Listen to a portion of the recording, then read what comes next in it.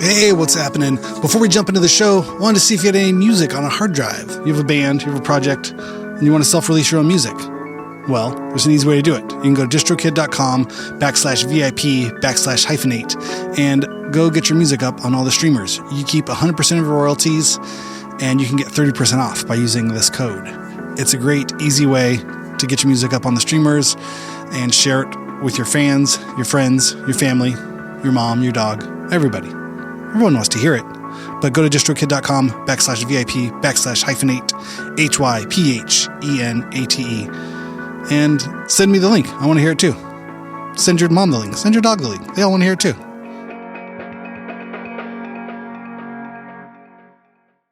Yeah, I wasn't there to trip my balls off and get fried up. You know what I mean? Like that wasn't my main goal.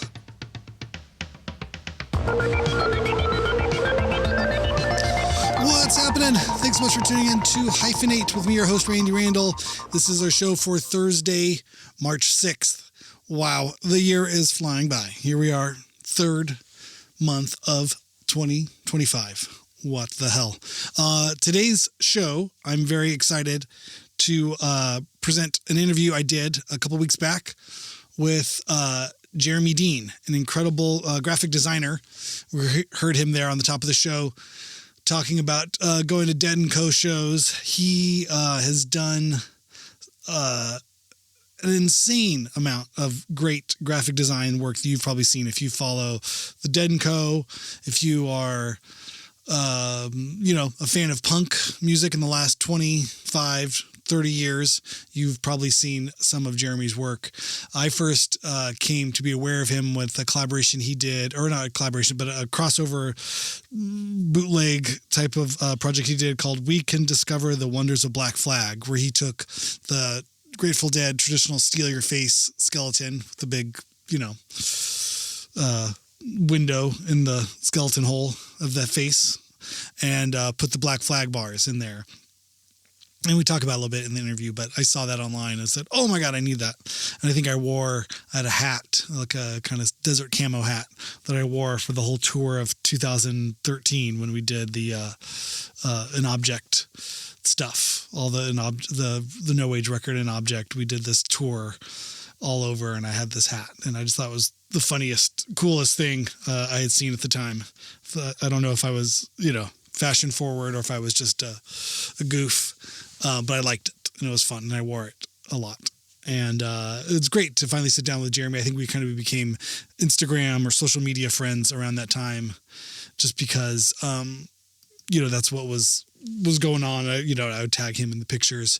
His Instagram handle is at Dean's Nuts, which it's funny in its own regard, but he is quite an accomplished graphic designer. And we get into his whole DIY punk background of graphic design and sort of the more professional and more sanctioned projects he has come to work on. But super creative, super talented, and just prolific. I mean, in terms of graphic design, I'm just blown away at his body of work and all the stuff he's worked on over the years. He's East Coast, Philadelphia, Pennsylvania based, and it's super cool. So I'm stoked we get to sit down and talk about all things graphic design. I was trying to think if I could do a whole graphic design month. I was kind of sitting on this interview for a little bit and it'd be fun to get a whole thing together, but everybody's so damn busy. It's hard. I gotta reach out. I gotta get more friends together. But yeah, a lot of the graphic design stuff I've always been curious about. I took a graphic design course at the Art Center in Design, art school out here in Pasadena when I was in high school. I went during the week after school and just to learn all things about graphic design. It always really stuck out to me. And this was just on the precipice prior to computers really being all things graphic design. And I think, Dean and I with No Age and all the stuff we've done, whether it's stickers or flyers or t-shirts and all kinds of things. I think, in doing all the band stuff, that was always a big part of what was so much fun about doing the band was getting to design things and getting to just mess around a lot at Kinko's and make zines or flyers or stickers. And I still do it to this day. I use this dumb graphic design app on my phone, Phonto, Phonto. And it's awesome. It's really fun to mess around with and just kind of arrange things. And you can download fonts for it, which was really nice. And then I'll just, make funny stickers. I'll make funny things with the kids, or I'll make the kids, birthday invites, or just any something I think of. It's a fun way of kind of just playing with shapes and letters and fonts and sizes and all those kinds of things. I think that's one of the best parts of being in a band or doing anything creative, just having the ability to sort of pocket, the experience of like setting out all these other things, and and also working with real professionals too, and sitting side by side and going, "Whoa, how'd you make that? What if it looked like this? What if it looked like that?" And kind of going over all that stuff. So I have a very great fondness for graphic design, and kind of one of those kind of armchair graphic designers, without ever having to worry about, getting paid for it or doing it as a job and listening to what anyone else says. I can be my own kind of amateur little lord of graphic design in my own world, where I don't have to make any money at it. So it's, very much on the amateur side of things, but I appreciate it. And I'm always excited to see fun graphic design, talk design ideas with people, and just see what's happening out in the world of weird, flat graphic design things. Cool. Well, yeah, I will throw it to the interview. Jeremy, thank you so much for taking the time. It was awesome to finally get to sit down and really chop it up and talk with you. Thanks everyone for listening, and I'll see you after the interview.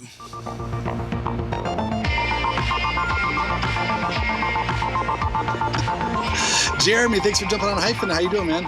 Good. How are you? Thanks for having me. Good. We are internet friends, I think. I remember coming across your designs early on, or I don't know if it's early on for you, but early on for me, it felt like 2012, 2011, something like that.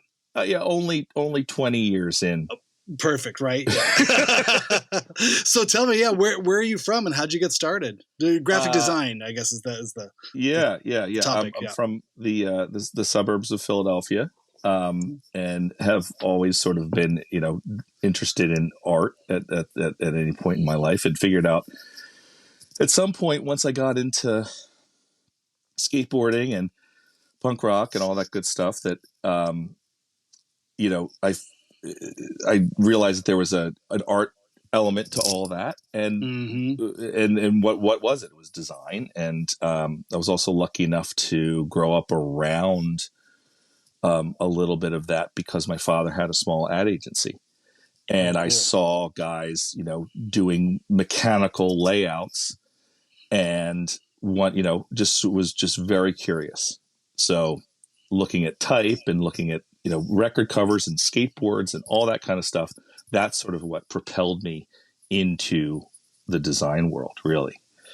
That's so cool. I mean, was this like Mad Men style ad agency, or when you say— No, not quite like that. It was pretty like it was like a small ad agency where they did, a lot of work for pool companies, a couple water heater local water heater businesses, like that kind of stuff.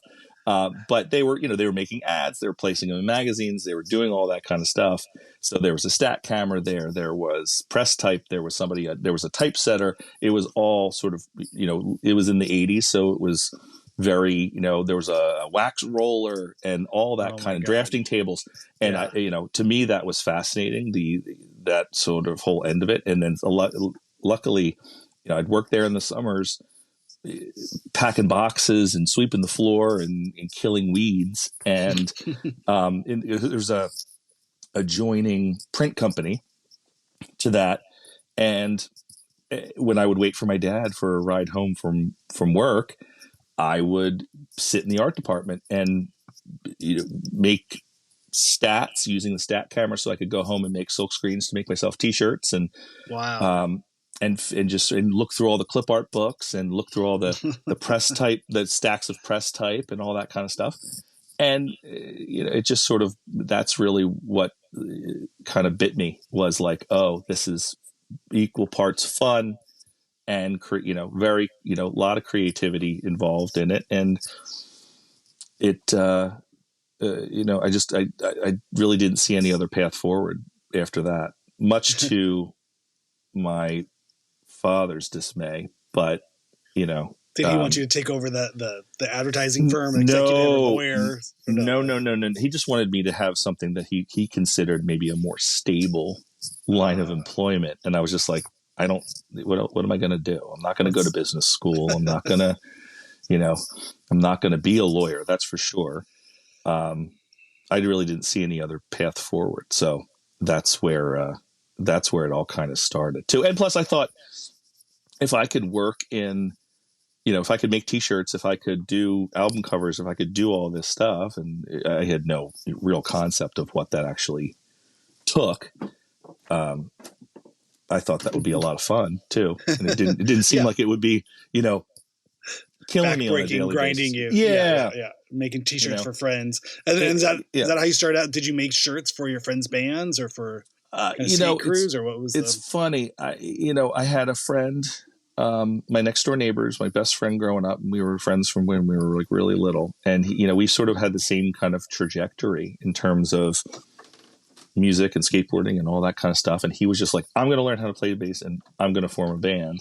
And he did that. And then at the same time, he was like, we're going to do a zine. Like he was sort of the catalyst for a lot of stuff. And I said, okay, like I just, I don't care about writing. I just want to do the art.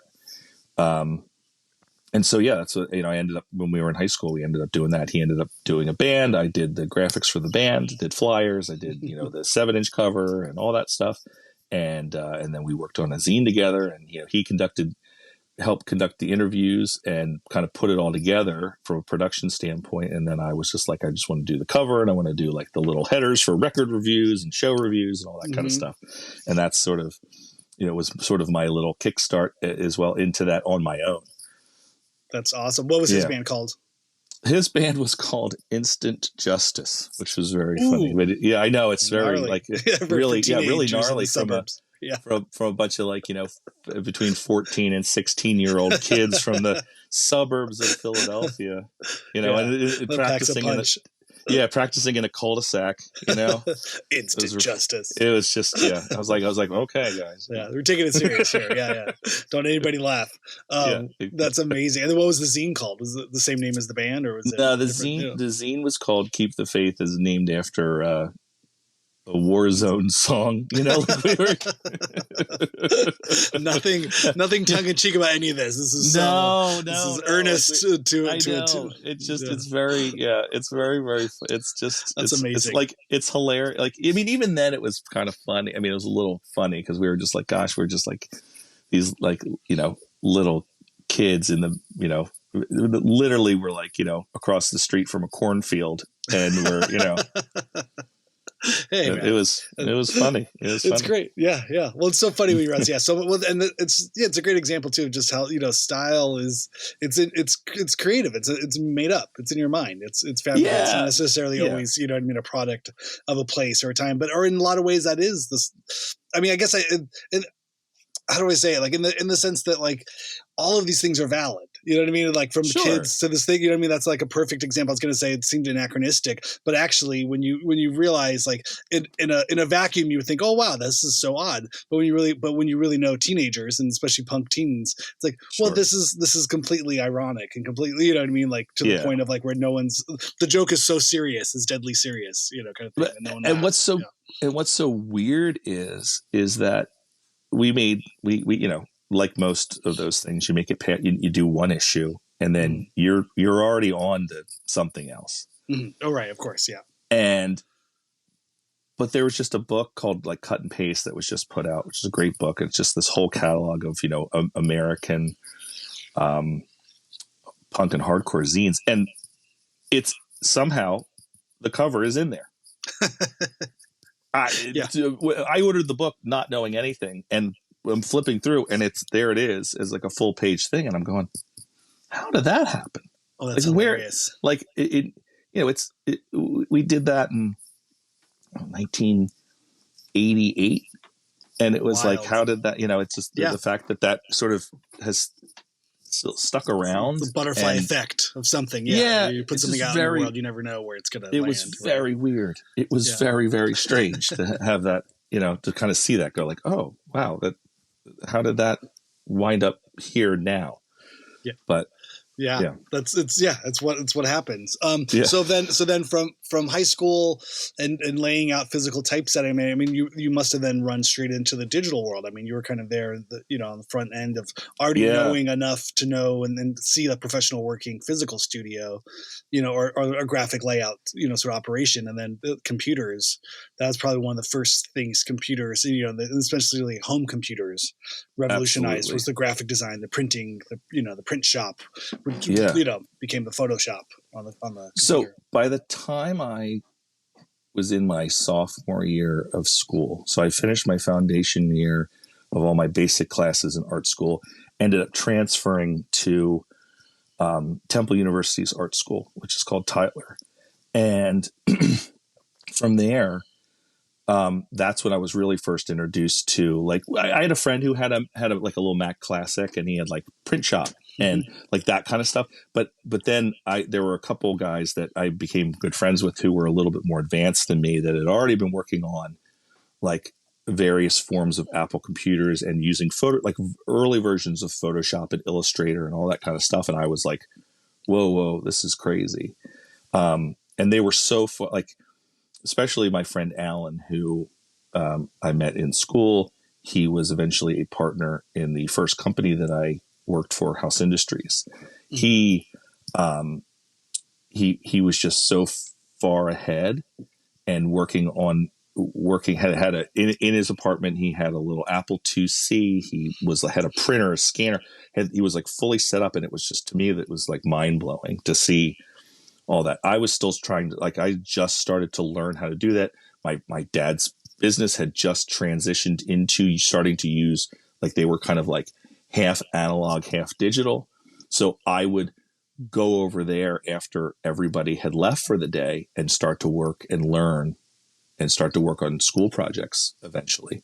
I still kept it pretty analog for a long time. I was just using the photocopier. I was silk screening things. That's where my comfort level was. And then I started to, by the time this was probably like 1991 or 92, I started using the computer and sort of figuring things out from there at that point. Yeah. So it was that weird. So I had like that weird hybrid of a fully analog way of designing, and then sort of how to figure out how to keep the, apply the principles of the physical to, you knew what you were trying to recreate. Yeah. Like the soul of design, where when it's analog and then when it transfers, it can lose so much so quickly when it transfers to digital. The geosites of the world, are great proof of that, of kind of untethered, digital design gone rampant. Like, we need more animation, more wingdings, more and then drop at shadows. First at first you think you're like, I'm going to be now that I have like all these fonts at my disposal and all this other stuff and all this technology, you're like, I'm going to be amazing. This is going to be awesome. Yeah. And it's the complete opposite. It's like, you're just like, oh, this is terrible. Oh, this is hard. Like, oh my God, no, I hate this. It's a great definition of enough rope to hang yourself. Like, exactly. Yeah. Like you can. Yeah. I had like a full like existential crisis of like, oh my gosh, what am I going to do? Like, why doesn't this feel right? So it was about learning how to balance that, the space between analog and digital, and how I can still have that a good feeling, but still use all the tools that are now available to me. Yeah. Well, it's great because I think, like that professional sort of design background or comfortability with equipment and stuff, I think, probably shoots you a few degrees higher or a few steps past, most kids just, going to Kinko's and just plopping down, cash or parents' credit cards eventually, just doing the Kinko sort of crash, bam, cut, slice tape sort of thing. I think that was most of my experience as, early graphic design work. I loved it. But I mean, by the time I got to college, I was like, there's free copies or minimally priced copies, you know what I mean? Or I figured out a way to hack the copy machine and then eventually apply that to other things. And it was just, I could spend, it's 6 hours on a copy machine and come out with something, that would look fairly decent. Yeah. Yeah. And it was just and it was fun. It was part of an art practice or something. Yeah. Yeah. No, it is.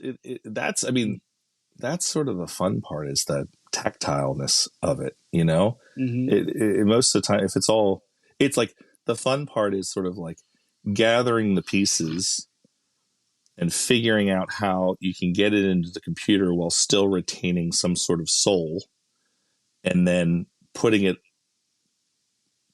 and hopefully it's not too frustrating when you put it together, although it, about 50% of the time it usually is.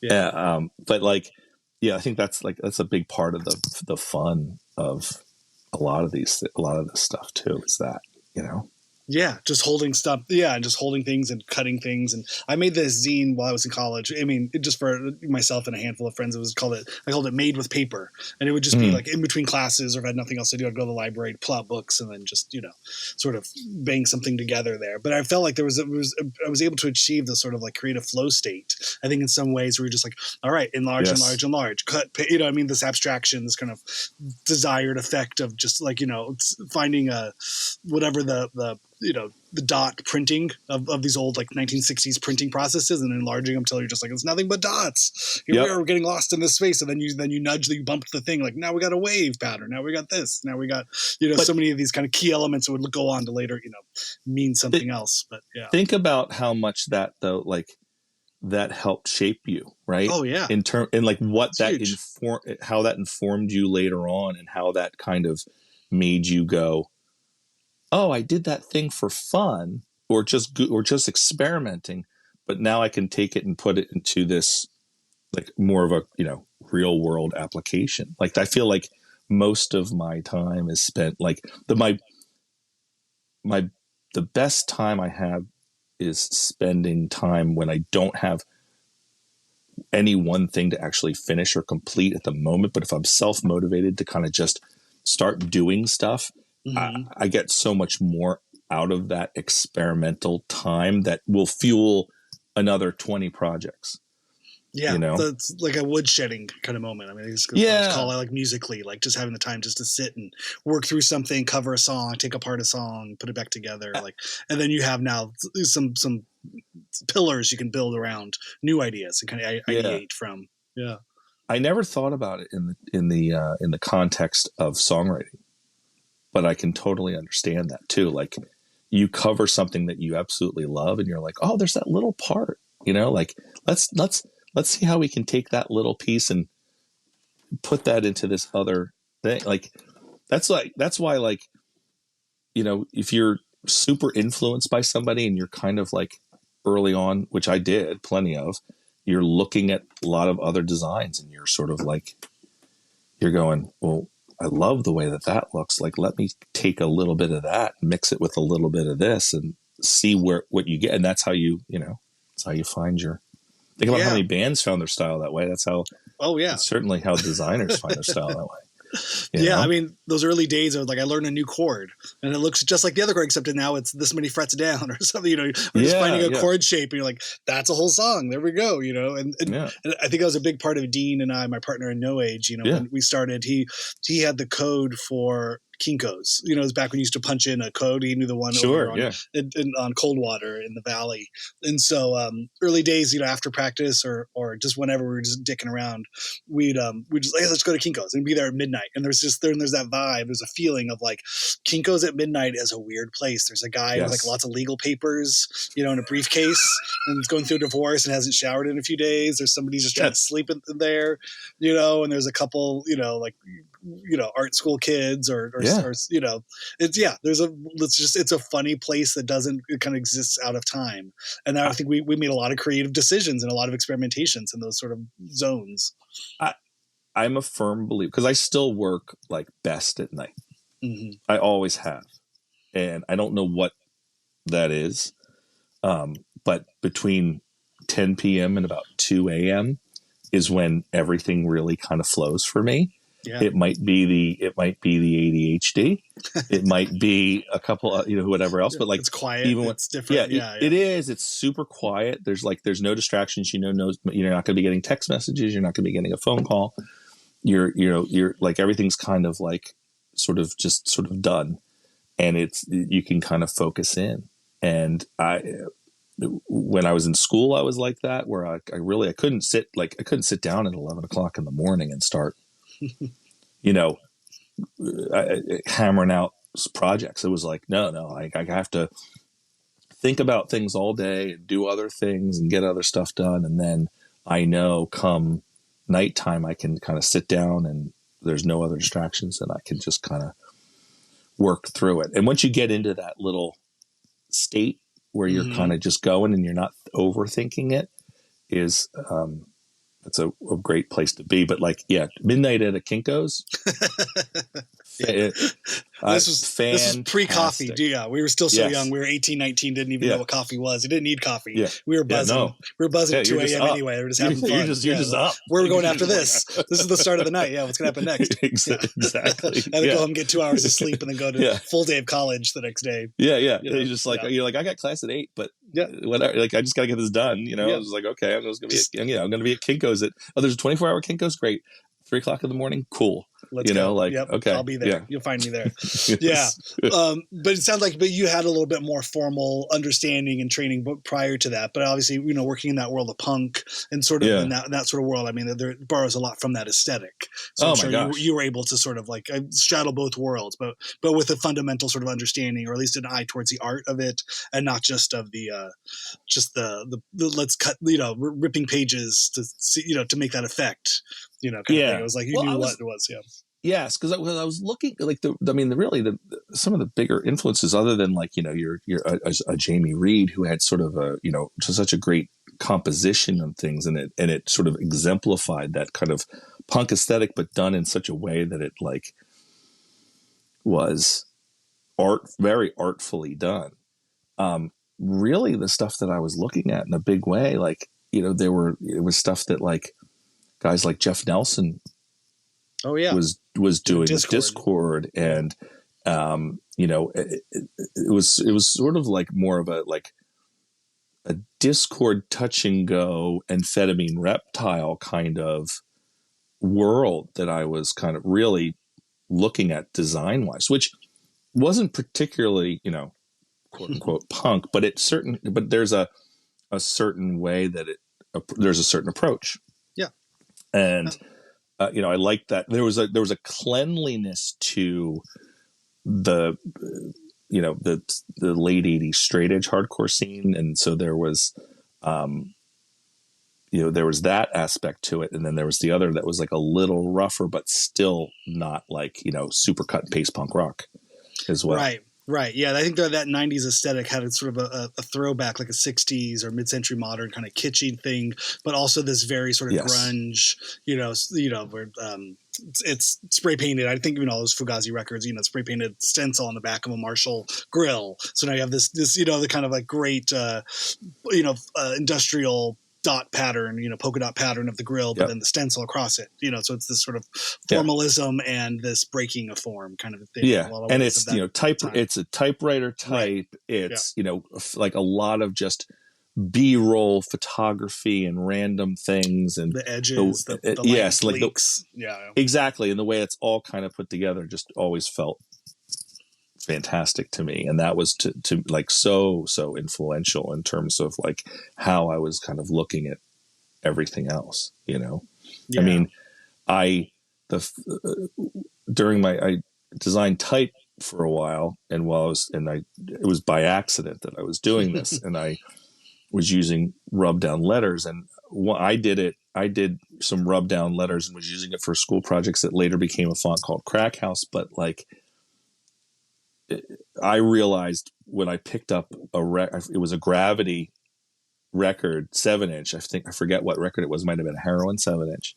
And I noticed there was a Gravity logo, and I went, "Oh, I just did that." The Gravity logo was broken. It was cracked, broken apart, rubbed down, Franklin Gothic condensed. And I had been using a version of that, it sort of at the same time that this was happening. So it was it was this weird kind of thing where in the same way that certain artistic movements kind of move around and sort of things just sort of happen organically, in the same way music sort of tends to bubble up in a certain genre all at the same time, but from different parts of the country, which is always fascinating to me.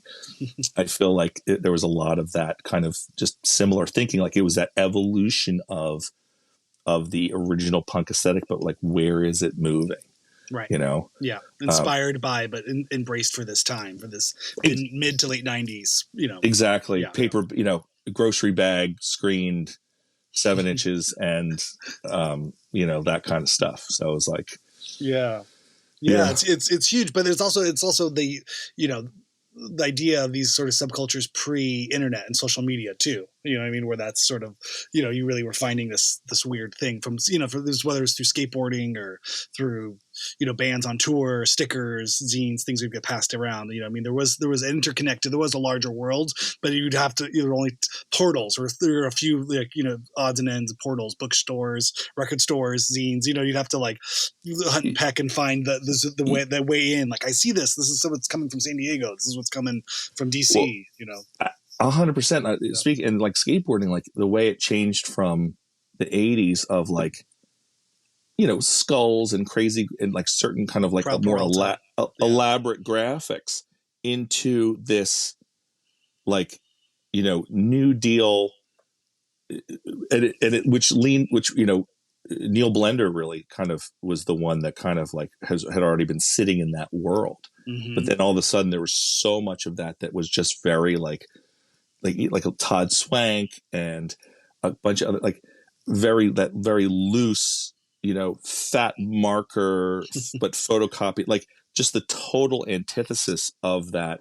And as beautiful and great as all of those early Powell stuff is, the way that sort of signifying of change of a whole new guard was really fascinating as well. Like, and that happened in music in a lot of ways, but I just love the way it happened in skateboarding at that time as well. You know, yeah, it's such a funny idea. I never really thought about it in such a way where it was really these older gentlemen kind of pulling from their 70s sort of skate careers, or you know, and then owning the companies and dictating to the younger generations. Like, here's comic book inspired things, Frank Frazetta looking things. Yes. You know, like pulling from these kinds of, you know, like heavy metal records, sort of, you know. But it's an older guard dictating to the younger, and then that 90s sort of reinvention. Now the 80s street skaters were like, no, these are our companies. We're rejecting all that stuff. But you still have Rocco in there, sort of still putting Flame Boy in it. He still had he was always kind of going to put his thumb on the scale and sort of, yes, you know, dictate down, you know, talk down to an audience, where, you know, where other companies sort of were like, no, we're expressing ourselves. This is our own, you know, like Ed Templeton being a great example of that, you know, where it's no one else could make Toy Machine. It was his, it was his vision. It was his voice, you know. And yeah. Like, and so different than what had come before it, you know, like this sort of forged new path. And it's just like, it's sort of like, you know, in the same way that sort of, you know, you go from 70s to 80s to 90s skateboard graphics into the 2000s, you sort of, you know, there's that punk aesthetic. And then as you get into the 80s, there's a little bit of a cleanliness to it, but it's still rough because you still don't have access to someone really perfectly setting type all the time. Some people do, some people don't. Some people are using rub down letters. They're figuring out how to do it. So there's always something a little askew. And then once you kind of ease into that computer graphic world into the 90s, that's when everything starts to really get cleaned up. Retain some of its edge, but it's like a little, it's very, everything's a little smoothed out. Speaks to the streets. It speaks to the kind of hip hop influence, speaks to the kind of graffiti, to this kind of, there's something else that's coming out. Exactly. Yeah. Yeah. Exactly. So where do you go? So then from college, what happens next? What do you evolve out of from art school, or what happens in that? While I was in school, I was lucky enough to meet, and become like my sort of group of friends. Out of those guys, one of them was this guy, Alan, who I'd mentioned earlier. He had been friends with and gone to high school with this guy, Andy, who, along with his partner, Rich, had started a company called House Industries. And they had actually had an ad agency. They were my age. It was really strange to me to be talking to a 20-year-old who had started his own design firm. Him, and another guy just working out of Rich's apartment, just trying to figure it out. And they had a couple clients and they were kind of doing it. And to me, that was like mind blowing, because they had already been working professionally for years. They were working professionally while they were in high school. They went through a vocational graphic design program. Alan had decided to go to college after that, but Andy was just like, I'm going headfirst into, working for another company and then breaking off and starting his own thing. So I met those guys. And then a little while later, or right around that time that I met them, I had heard, and my friend Alan had said, oh, they're starting a separate business. It's going to be a type company. And I just randomly was like, I have a typeface idea. It's, stuff I've been starting to use for school projects to kind of just make my teachers kind of angry, because it was so not what everybody else was doing at that moment in school. Everybody was trying to be really clean and precise. And I was just like, I'm not that person. And I showed it to them. They were like, this is really cool. Can we put it out? I said, absolutely. They put it in there. They already had one mailer out, but which was a funny story. They made a mailer and it had 8 typefaces, 10 typefaces, something like that. But they only drew enough letters to spell out the name of the font, because they didn't know if anyone's going to buy it. They didn't know anyone was going to buy it. Don't make the whole alphabet unless somebody buys it. It's made to order. That's incredible. Yeah. So they made it that way. They sent this mailer out to a whole bunch of people, and all of a sudden they started getting orders, and they were like, oh my God. We need the rest of the letters. Yeah. I think they had, I have to look back because I have one of those around somewhere. I think they had like a little disclaimer that says like, allow 8 weeks for delivery or something like that, like that kind of thing. Yeah. And they had to, so they had to quickly figure out how to make a full working, font.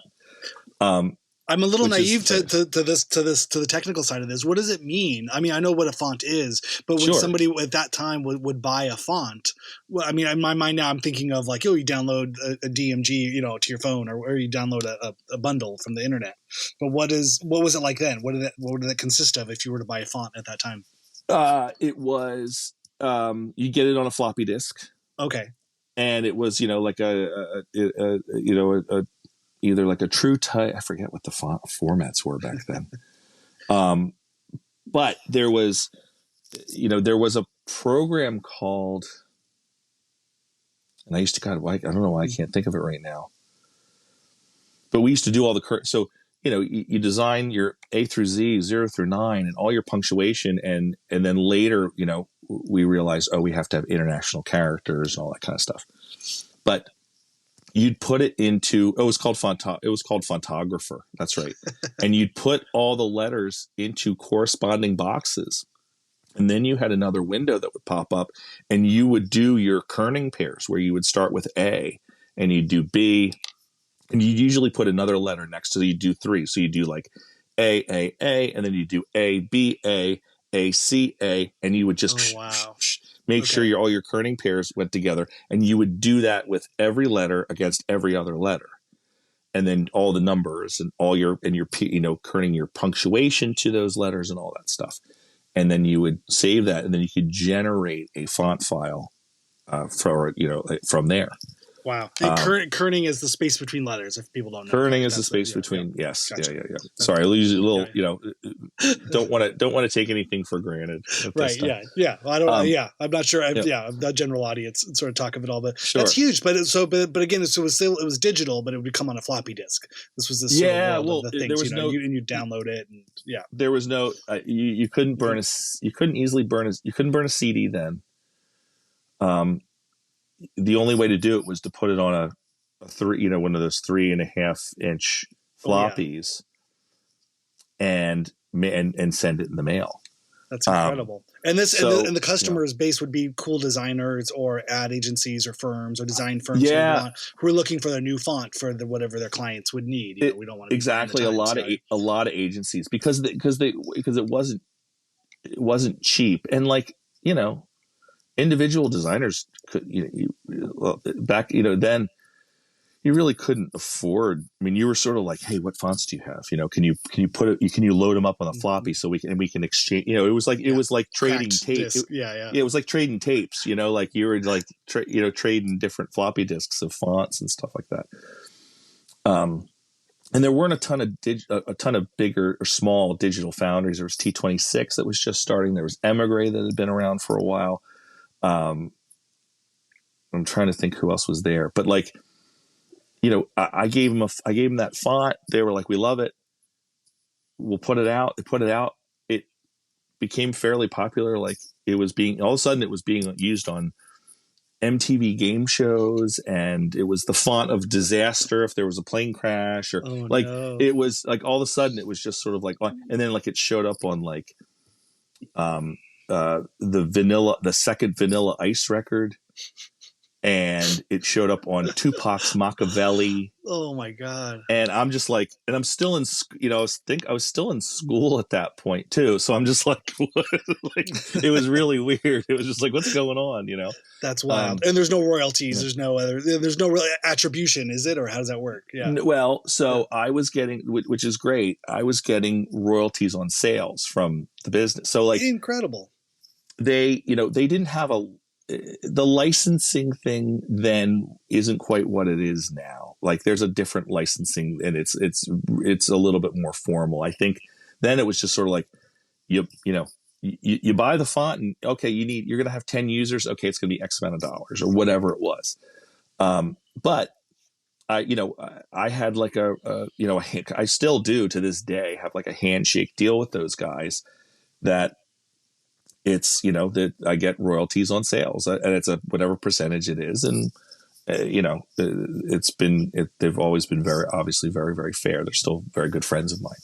So that's incredible. And that's huge, right? Not even graduating school, you're selling a product that probably surpassed whatever anyone else was doing in that class. It was, let me tell you, it was fantastic. It was like, and what a surprise, and like a total surprise, right? Like, yeah. I never thought I was sort of like, oh, wait, I didn't really think that was not a goal, right? Like I wasn't just like, oh, I want to be a type designer. Like, cause I'm not by any means. I've designed a lot of fonts, but they're all very rough. They're all very loose. There are guys like, so I was going to school with Alan, was a partner in House Industries. He's no longer is. He does something else now. And then my friend Ken Barber, who's like an incredible typographer, and still works for House Industries and is like their lead type guy. And he's incredible and he's technical and he knows the whole history of everything, where I'm just sort of like, it looks cool. Like I'm not that guy. And like Ken teaches like, hand lettering classes, and he is very exact. And, these were the guys that I saw, and they were just, miles ahead of me. And so they were the ones that kind of pushed me to start like really running, while I was in school, because I was like like I saw their work and I was like, oh, I got so much to do. And so like, you need that, right? You need those people that are like, they're so far ahead that you're just like, well, I guess I got to figure out how to catch up in some way. I don't think I ever did. There's but you knew that, but you knew where the goalpost was. You knew what to shoot for. You knew what a successful, exactly. I was, talented, person was doing. Like if I start taking direction that way. Yeah. Yes, I was trying. So that sort of giving those guys typefaces and then continuing to design more led to them hiring me as their first hire, while I was finishing up school. Like school took me a while because there wasn't 4 years. It was more like I was more on like a 5.5 year plan. So while I was finishing up school, I started to work for those guys in there in Delaware. And that was like, I probably learned more in the couple of years, the 3 years that I was there full time than I did in school. That's for sure. Just like that, that experience with those guys who just innately knew kind of how to deal with clients and sort of how to do all this stuff and how to put all their thoughts and their ideas into action was incredibly inspiring. Yeah. So, and then that led me to, a bunch of other places after that, but that being, something that is incredibly influential. It's a huge sort of jumping off point for a design career to kind of knock it out of the park early on, but also something to live up to. You have to kind of like, okay, what do I do? What's next? Well, yeah, I've been very lucky in that sort of that connection to them and sort of where they've taken everything over the past 30 years,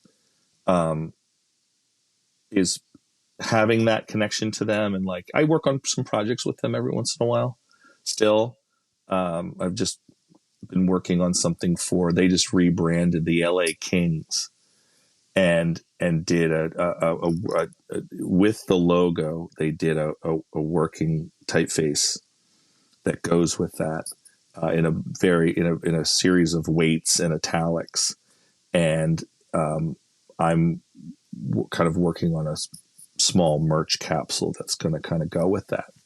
So they still bring, we've maintained a relationship even though I left in 98 to go in-house for like various different, design and art direction roles in different companies, but I've still maintained, we own a clothing company together. We, all that kind of fun stuff. Yeah. Maybe this is a good kind of pivot point. Maybe we'll zoom through a few other ideas. But I mean, if you first sort of came on my radar with We Can Discover the Wonders of Black Flag design. I mean, I know we're jumping decades here, we're jumping years, but but in terms of clothing and what was sort of the basis for that, or how did you sort of go from design work then into kind of streetwear? Or I mean, it probably wasn't called streetwear. I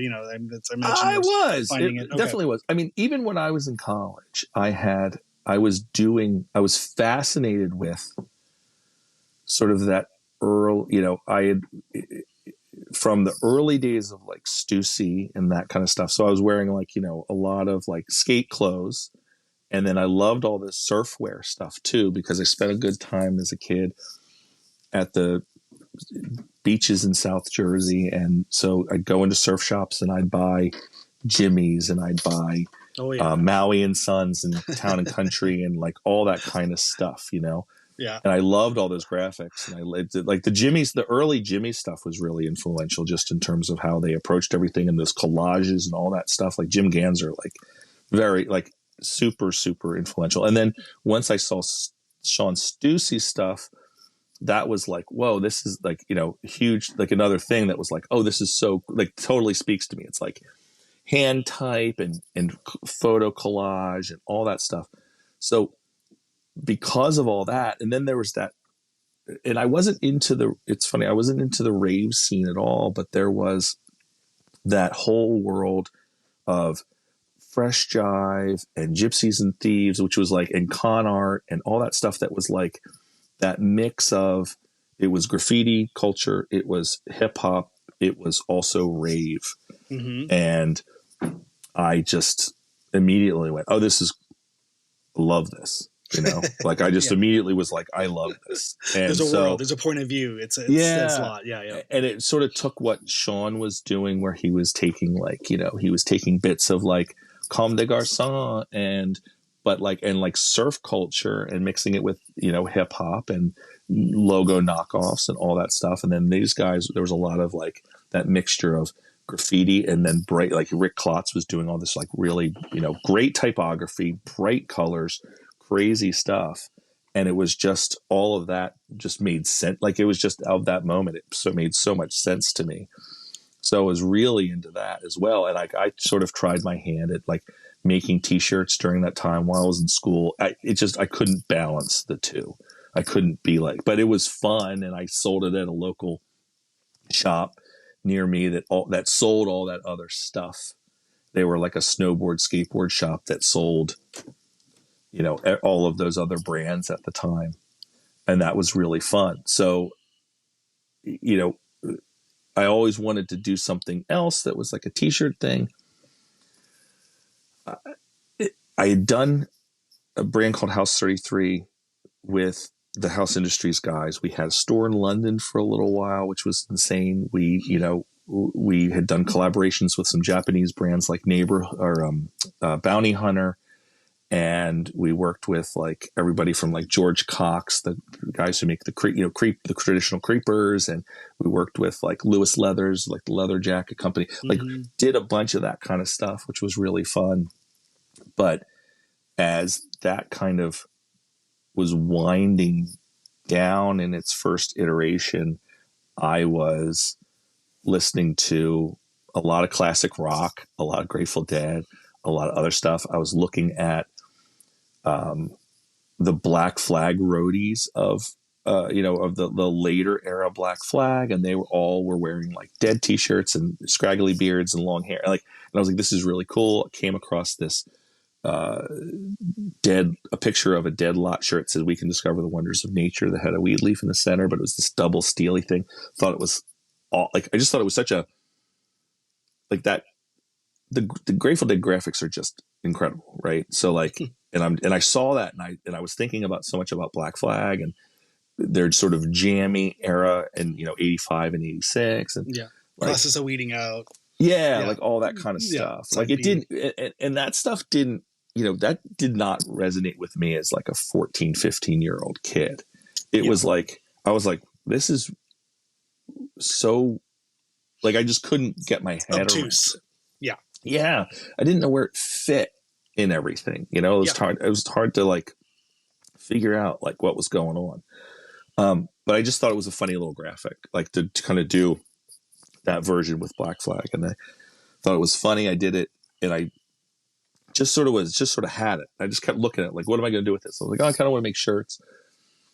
I threw it into. At the time I was working as an art director for Urban Outfitters. And I was helping, and I worked with their men's design team to kind of build these trend books.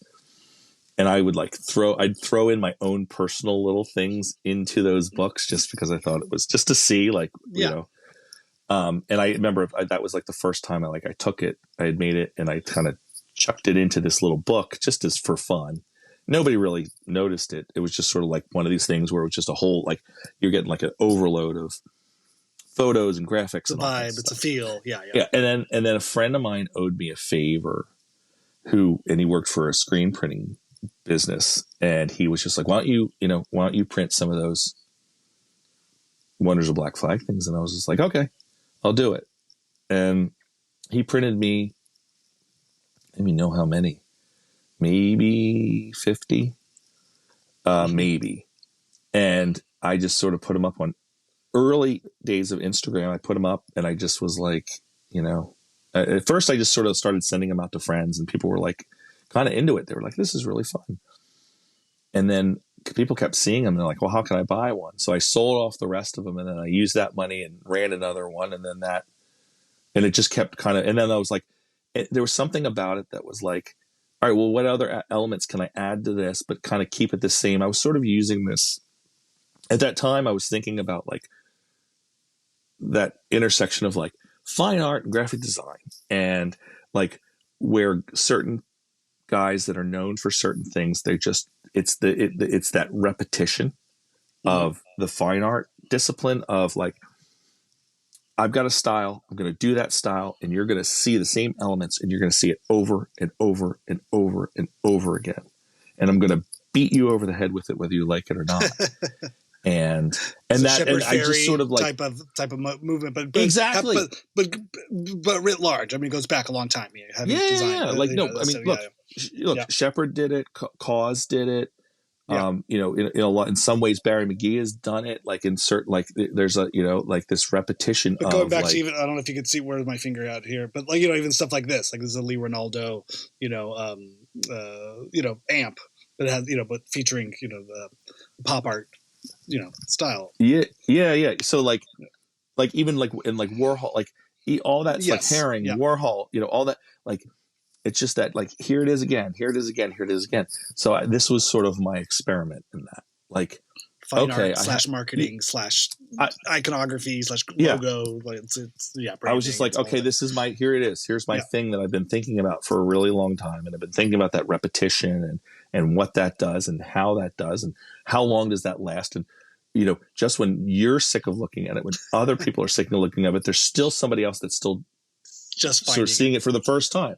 In early days of Instagram as well. I mean, you're on a burgeoning sort of like, new space of what is this and how far does this reach? What could this be? Yeah. And at that moment too, nobody gave a shit about the Grateful Dead. It was like, it wasn't it wasn't a thing. If anything, the Black Flag logo may have been more of the lock or like the hook for people at that point, because Black Flag was kind of having a bit of a resurgence or rediscovery. There was things whappening within the band itself, and kind of calls for that sort of thing. Yeah.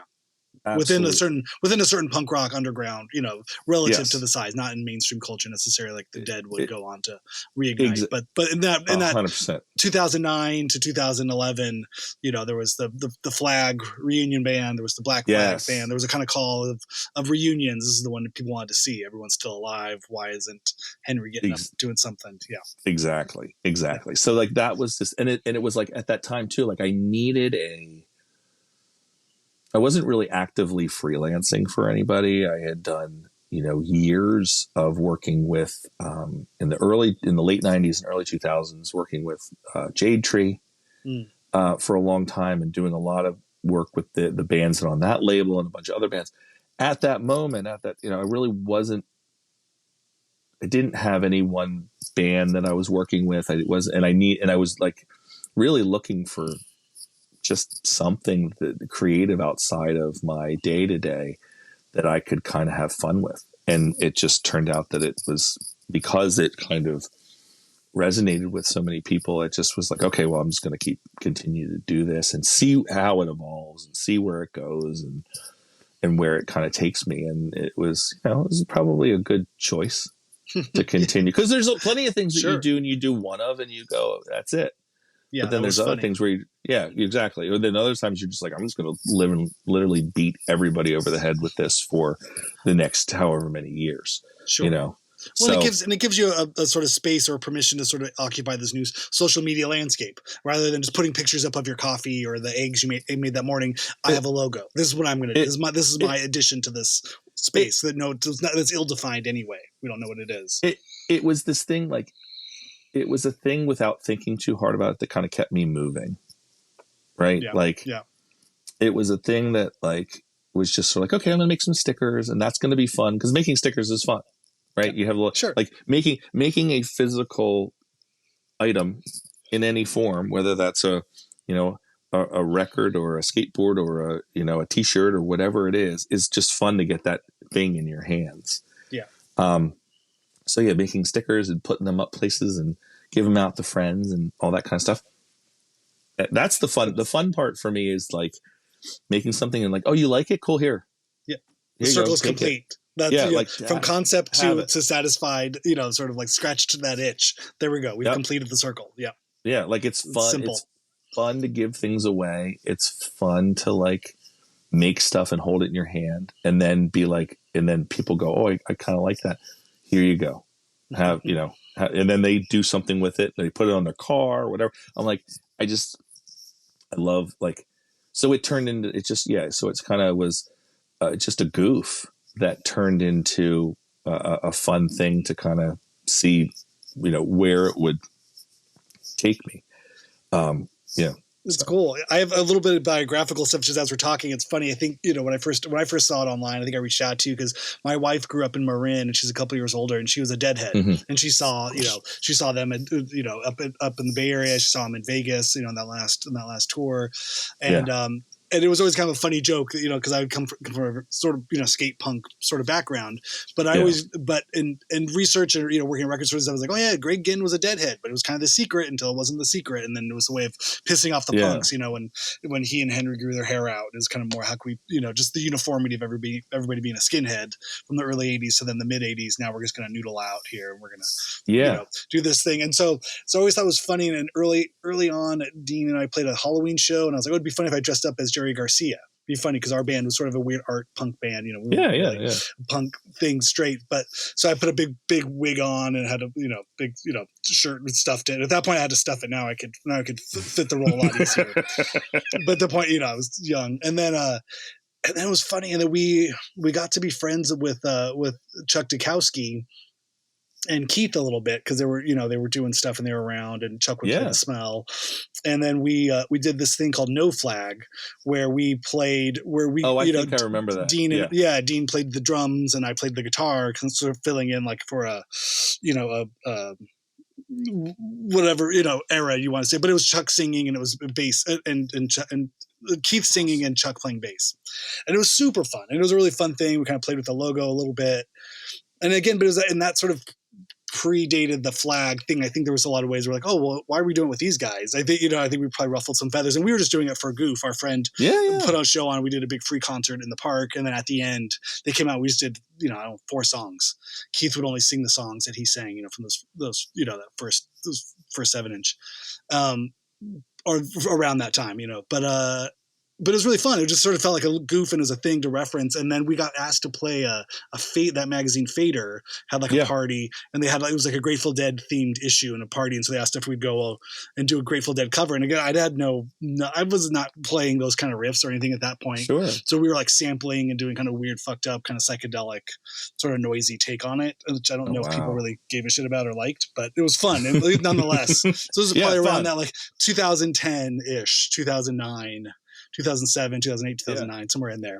And so it was a funny kind of thing that was sort of swirling around, and I would tease my wife about it and but we would, but it was a funny sort of time in that sort of world. So when I saw your hat and I was like, oh, this is funny. This is like my wife and I. This is like, the Grateful Dead and Black Flag together here, in one sort of funny thing. And I was like, oh, this is a funny thing. I want to get this. And I think I got a hat and wore it on a couple press things we did. And you were wearing it all the tour. time. And it was an easy, fun thing to have on tour. Just like, okay, I have a uniform. I know what I'm wearing. This is funny. It's funny that you say that, only because like that's sort of the dichotomy with myself and my wife is like, she saw, Garcia Band, Grateful Dead, like all that kind of stuff. She was Grissom. She was doing all that stuff when she was in high school, when I was going to hardcore shows. And granted, we've been together since we were 17, 18 years old. So it really wasn't really when we met, it was exactly at that time.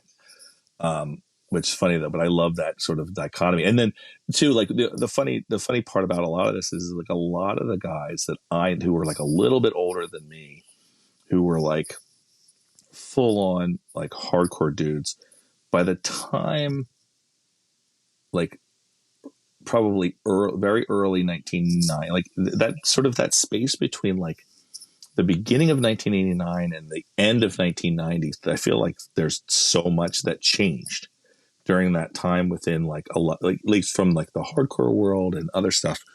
But so many people I know grew their hair out and started following the Dead.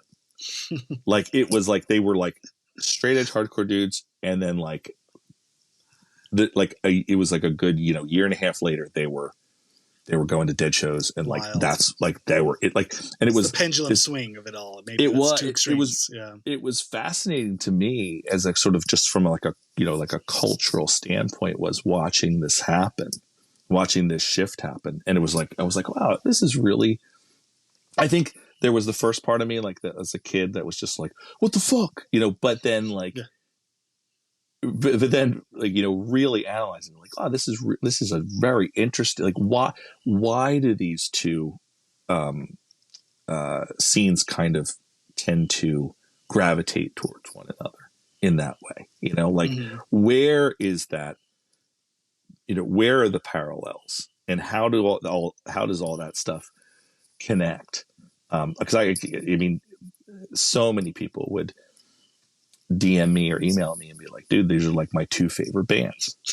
And I'm just like, and it was the same story. Like it was everybody living this very like, it was a very similar kind of thing. Like it was either like my parents were Deadheads and like I loved that stuff, but I was, I skated and I got into punk, or it was like I was really into hardcore or whatever, and then like I discovered the Grateful Dead, and like it changed my life, like in the same way that punk did. Like it just was really, it was a fascinating thing to kind of see that story repeat over and over and over again.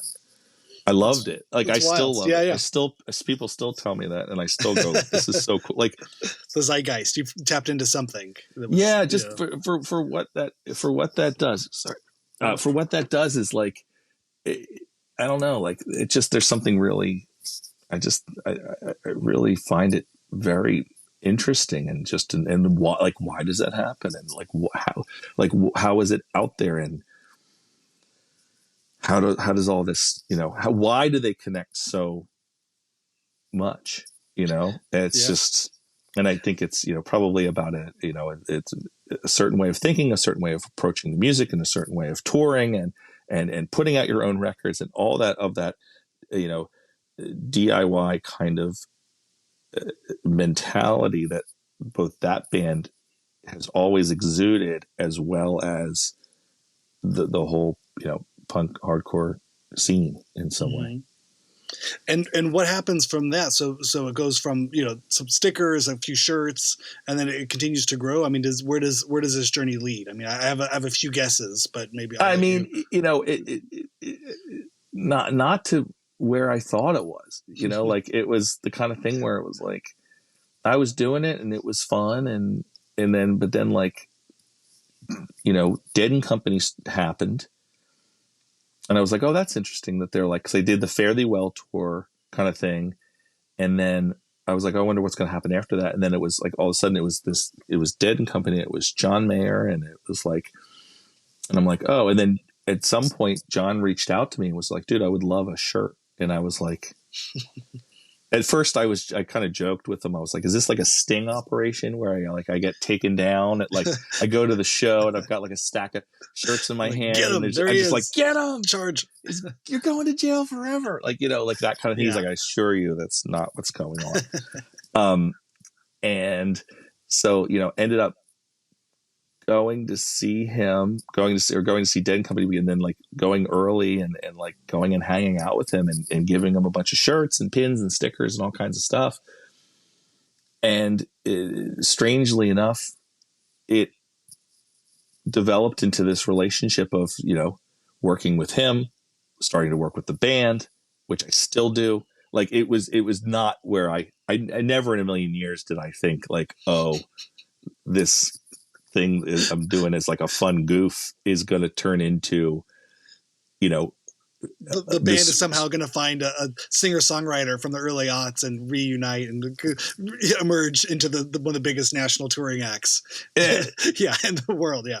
I never, like that was so far from 1,000 monkeys on 1,000 typewriters couldn't have come up with this. Yeah. Never, ever in a million years did I ever think that they would evolve into, oh yeah, by the way, you're like, you're designing shirts and ad mats for the, whatever the new version of, the Dead is. And we need like 2 million of them because we're going on the biggest, baseball stadium tour for the next 10 years. Yeah. Yeah. It's always I hate, so sometimes I don't like to be like, okay, I'm going to do this. And then like have a plan, because you just sort of get like really bummed out and disappointed. But like when things just sort of accidentally happen, it certainly makes you happy. Sure.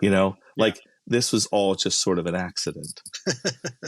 and I'm still to this day, I do a lot of work with John. I worked along with a couple other people on some of the stuff for like the last Dead run at the Sphere. I did some type for that and did some merch, and so it continues now, which is, it's just kind of, it's very, very funny the way it all evolves. It freaks me out a little bit, actually. And that's the good side. That's the side of the two-sided coin of Grateful Dead and Black Flag, of two pieces you pulled it together. One side becomes this meteoric unfathomable success story.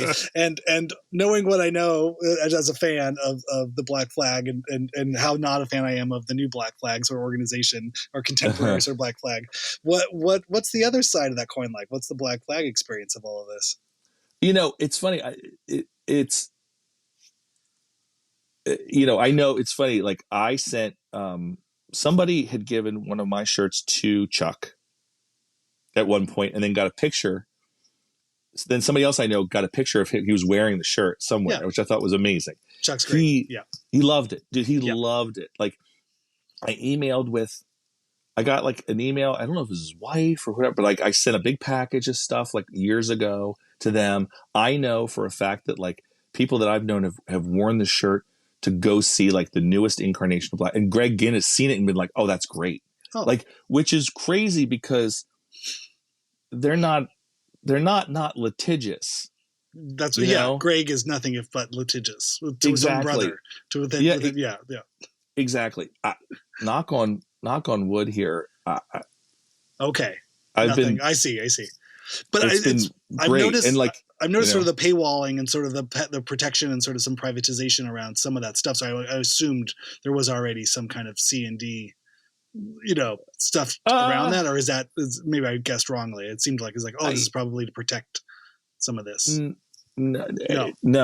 Okay. I've been very knock on wood. If it hasn't happened yet, knock on wood.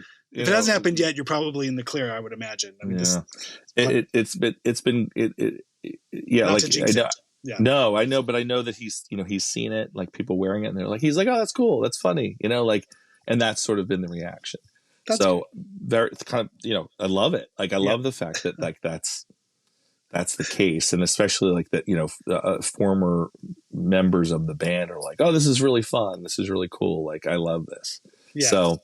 Oh no! It makes that's the good story. Okay, I was worried there was more of a no. Then the Ginn lawyers descended on you. No. I've been very, very lucky. I've been very lucky. So. Well, maybe he was too busy fighting other fights to really come out. Maybe, but I mean that's the other side too, because I mean the Grateful Dead has a long history of bootlegging and Shakedown Street and all of the fun sort of stuff that they do with the fan sort of interaction, and they've been very kind of loose with it to a degree. But I know over the years there have been more. I've seen stuff pop up around some of that stuff. Yeah, I mean, it really got like. Around that right before like Dead and Company happened, it started to really swell online. Like you started seeing more and more and more, and then once Dead and Company, like that was the fuel for the fire of just so much stuff people needed. I think what's great about John Mayer in particular, and I think other band members, is they understand that the culture relies and thrives on a lot of this bootleg stuff. There's a creative energy around it that if you are constantly trying to run around and put it out, it diminishes the overall community. Mm-hmm. And I really do feel that all of that stuff that comes out of that world, whether there's an IP infringement or not, is such an integral part of keeping the community alive and moving forward and remaining relevant, not being stuck in a certain time period in particular, but it gives it new life. Mm-hmm. And I think that all of those guys, John especially, understands how important that is to the life of the band. And it's not everybody that can do that. It's not everybody that can recognize that and understand, like, this isn't just some dude hustling, making copies of, whatever. They're putting their own spin on it. They're putting their heart and soul into these things, and they're putting them out into the world, hoping that other people can then to connect with other members of that same community. I think that's, and the fact that they can actually see that and look at it and recognize it is so important. And it's made that whole thing grow. So like, it's amazing how large it still is because of that. Yeah, it felt like the streetwear and the art side of things was almost more popular than the band itself. Was kind of my sort of take on it. Being coming where I'm coming from, and I've gotten to go see a couple Dead and Company shows with my wife, and it's not for me. But it's one of those things. It's like, I get it. It's cool. I like American Beauty. I think that's a great record. Sure. I find my places where I can drop in. There's certain things I love about it, and certain things I'm just like, this is wild. I'm also 14 years sober. So maybe I'm missing a big part of it that way. I know there's a whole culture and community around that sort of stuff too. I know there's sober deadheads. I'm not going to say that's the only thing. I have plenty of sober deadhead friends. I'm kind of like one of those people where like, I'm not sober, but at the same time, I'm also not like some raging dude. Never have been. That's never been my thing. As a kid as a straight edge kid, like I sort of carried sort of a everything in moderation kind of thing with me through life. So,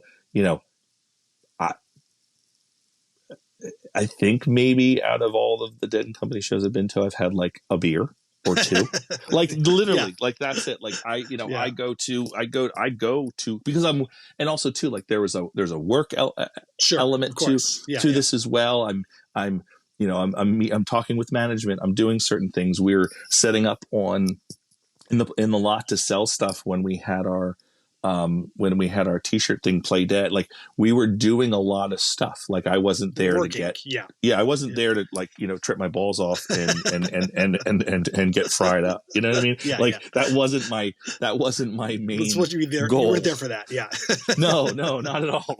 I was there to like experience it, have fun, do things, and it was like a combination of so many things. So like that's so fun. It is. It's been. I have to say, like, and my wife thinks it's hilarious because she was just like, I can't believe you, of all people, are at this level involved so deeply in that world. It's just, she just thinks she's just kind of like shakes her head. Like the ironies of ironies. It's just like, she's just like, I never would have thought. She's just like, what in the world, and even like, my buddy who is like it was like my teenage into best friend who we're still in touch, and like when he comes to town we always hang out, and like he was always like he was the one who introduced me to tons of bands because like we started skating together, and he was already going to shows like when he was like 13 years old. He was just like, Mom, I'm sleeping over at so and so's house, and would just sneak out and like go. And had like the record collection and had like, and was like feeding me a lot of stuff during that whole time. He was also being like, I found like, a mono version of, this, Dead record. And like, and I'm just always like, where are you? Yeah. Where's this happening? And so it was actually really fun to finally have him come. Cause during all that time too, like he never went to any Dead shows, which was funny, but he was really into the Dead. And, that was that touch head, as they call them, era of, the touch of gray people that came into the scene because of that. And that was like so many people in my high school, and everybody, went, it seems like everybody went to Dead shows. And like, for some reason, I don't know why he never did, but like to bring him to a Dead and Company show with me, whenever that was, like 2 years ago, maybe it was that was really fun. It was like this nice, like little full circle moment of it's like wild. Like him finally like, okay, I finally get to see sort of like this whole thing, even though he's been into it since he was like really, really young, which I thought was very, very funny. It's hilarious. I mean, I've had to think back on it now, and I feel like time is like all things, it flattens out certain sort of understandings of things. It's hard to see it in hindsight for as black and white as it was at the time. But the thing that I think about, and just in the juxtaposition of those two worlds, like the punks versus hippies sort of dichotomy, was so much that a big part of what we understand as hippie culture now, I think, has sort of been not necessarily, I won't say whitewash, I don't know if that's the correct word, but it's been documented and kind of like put it under shellac in a lot of ways. Yes. Like, here are the hippie things, and here's how great it was. But by the end of the 70s, kind of the birth of punk and especially the early 80s, a lot of the people who were kind of still hanging on to this hippie ideal were mostly drug dealers and burnouts and hustlers in a way, you know what I mean? Like they had the hippie front of the long hair and the thing, but they were going to rob you on drugs, or or sell drugs for too much money, or like sleep with your girlfriend, your underage girlfriend, or it was this kind of like, oh, but I'm a hippie, man. I'm a hippie. I got love beads on. And it's like, no, you're like overpricing, weed, or you're, you know what I mean? You're a sketchy dude. I think hippies by the late 70s, early 80s and on through the 80s were sketchy people. You know what I mean? And not to paint with too wide of a brush, but characterized. I think when that's sort of what the punks were reacting to in that sort of way, with their shaved heads and the nihilism of now this Gen X sort of upbringing of like, we're latchkey kids, Suburbia, the film, or the Penelope Spheres, decline sort of films. You see these guys kind of, the living on the periphery of culture and basically in being broke and creating this world that was stolen from them by the baby boomer parents who were hippies. They left them kind of like off in the trash heap of culture. And so that's what they created, was this punk movement out of that trash heap. And, sort of this rebellion to the utopian thing that their parents promised, who then would go turn into kind of, the cokehead 80s, parents. Exactly. But then you've got guys like Lee Ronaldo or Greg Ginn, who lived in that 70s world of going to dead shows and all that stuff, and then embraced that whole punk world. The musicalness of it, saw the creative sort of community of it. Again, it goes back to, I love that tie-in and that crossover of, what was that change in your brain to say, well, I'm into this, that could be sort of looked at as something very despairingly different than this other world. Two really very far apart, but there's, in that Venn diagram of those two worlds, there is a pretty decent size crossover middle section, which is fascinating to me. If you take kind of the free art jam sort of, art punk sort of thing of it all, I think that's sort of where they found that sort of within free jazz or like art movements and, the loose form of song form sort of thing, because somewhere in the middle you have Sun Ra. Right? Like you have, yes. In that, how it all connects. I feel like I need to have the board up with the photos, the red string going, thread running through. Yeah, I think for me, somewhere along the line, I think as I aged, it was Captain Beefheart. That was the one who sort of coalesced it in this weird outsidery art punk fried kind of thing. Like that was my sort of my post-punk and then also jam psychedelia sort of thing. I was like, okay, this I think he set a rule book for a lot of people, whether they know they're following it or not, for that free jazz thing. Have you ever listened to that BBC recording from, it's probably, I think it's like 77, where it's an interview with John Lydon while he was in the Sex Pistols? No. And he brings records. So they're playing all of these records and all of this music, none of which, by the way, are punk, right? Because it was so early in that world, right? But it was Captain Beefheart. It was a lot of soul, like soul sort of and reggae, and it was, but it's like, to me, like, it's it's like a good like hour and a half or so. It's like a 2-part thing. I'll find it online and send it. It's amazing. I go back and I listen to it all the time. It's one of those things that just sort of was like, I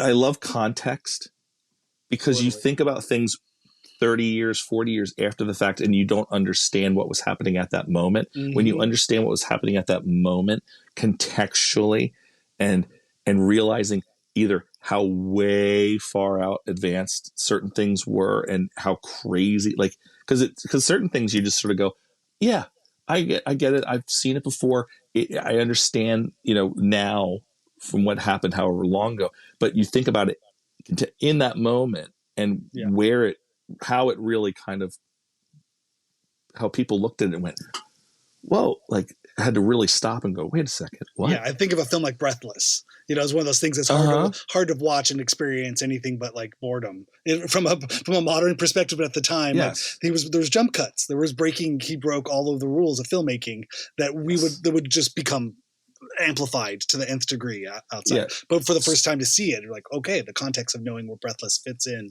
to a film history. So listening to what he just, plays at a time when that punk scene was just exploding, to me is fascinating. Oh yeah. Because, you only had there was a handful of singles and records out there, New York Dolls, into the Ramones, and then into you had your like a little MC5 Stooges, sure, New York Dolls, Ramones, and then the Damned, and then whatever was happening live, live at that moment at that time, very pretty fairly narrow but still there kind of thing. That to me that was fascinating because I mean how that works. This goes on forever. But I mean, a band like X, is another one of these kind of like beat sort of punk sort of thing. Kind of pulling from different worlds. It was sort of established, something that would become cauterized or codified as punk. But X at the time was a very experimental, very strange, weird, kind of almost hippie type of band. You know what I mean? I think John and Exene were very much kind of burnout hippies in a lot of ways that would then kind of create this rockabilly sort of thing. Yeah, that to me is fascinating. Yeah, it always has been, and it's sort of like it's I love to kind of, especially when there's certain bands that you're always like, well, I just they're always just sort of there, but then you kind of go, wait a minute, let me take a minute and dive deeper, which is during the time that I started making my t-shirts, I had done that with the Grateful Dead. Like, I'm going to really sit down and because it had just been around me forever. Like, my friends' parents had the records. So many of my friends were into them. It would just be this sort of ambient noise for me for years. I somehow knew so many songs, but to really sit down and go, okay, let me put it in context. Let me really listen to it and let me really examine it a little bit more. Sort of changed how I viewed all of it, which, I think is a healthy thing to do rather than poo-poo at times, which I've been plenty guilty of over the years. Just like, whatever, like that kind of thing. So. Yeah. Oh my gosh. Well, Jeremy, thank you so much for taking the time. I know there's a million things we could keep running on, but I've kept you too long. Thank you. I digress so easily.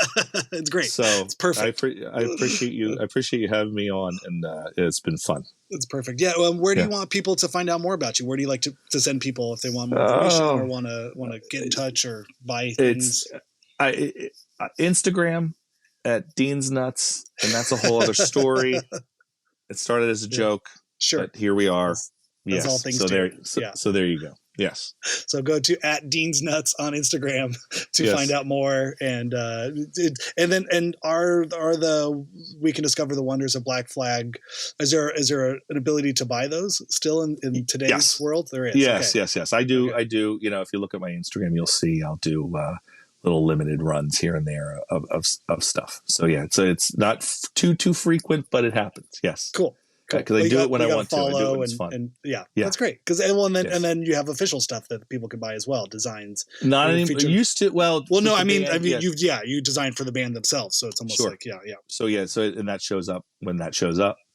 Yeah, That's great. Awesome. Well, thank you so much. There he is, Jeremy Dean. Right, thank you so much. You heard it from him at Dean's Nuts on Instagram. Go there, follow him. Keep an eye out for. We Can Discover the Wonders of Black Flag, any other one-off things he does there, and all the Dead and Company, Dead and Co, I guess they call it, merch and things that he's done, and all the other amazing cool designs that he does. He will post about them there on his Instagram. And it's awesome story. I love hearing, just kind of starting out and then turning that into a whole career and then a whole life, just kind of coming out of zines and fascination of, being a fan of things and and just being stoked on making stuff. You know what I mean? That kind of feeling of like, well, I don't know if this is the right way to do it or if this is the way professionals do it, but this is how I can do it. And then eventually that turns into a style and a voice, and I think there's a lot of that in the world of, if you really dig down to some of your favorite things, I'm sure you'll find people who are just like, I don't know, it looked good to me. It made sense. It was what I had available to me at the time. That real DIY passion, and just sort of like, don't wait for it to be perfect. Just get it done and do the best you can, then move on to the next one. And you learn a little bit more with each project. You're not expected, or you shouldn't expect yourself to, knock home runs with every project you do, especially when you're beginning. You have to have a little bit of that gentleness with yourself on any creative project you're doing, and just be like, cool, this was great for my first time, but the important thing is to finish it, get it out there, and then move on to the next one. I think I still struggle with this, even at my age, that I'm at now. It's like I love doing fun little things, but eventually they all start to pile up. You're like, what am I making? What is this? What is this? All this stuff? You don't really have to make sense of it. I think sometimes as an artist or as a creative, your job is just to make it and get it out there into the world, and then someone else can sort it out and figure out if it makes any sense or not. So very inspiring, Jeremy. Thank you so much for coming on. Everybody go follow Jeremy at Dean's Nuts on Instagram, and yeah, buy his stuff. And then don't forget to send me your cool bands, your ideas, your questions, your queries Hyphenate halftime at gmail.com. You can also go to DistroKid /VIP /Hyphenate to get discounts on getting your music out there up on all the streamers, where you get to keep all of your residuals, your royalties. You keep them all yourself. You think you just pay up front, but you get to save some money if you use that /VIP /Hyphenate code. And we get a kickback here at the show too. They know we sent you. So go ahead and do that. And I will see you on Monday. Have fun. March. It's happening.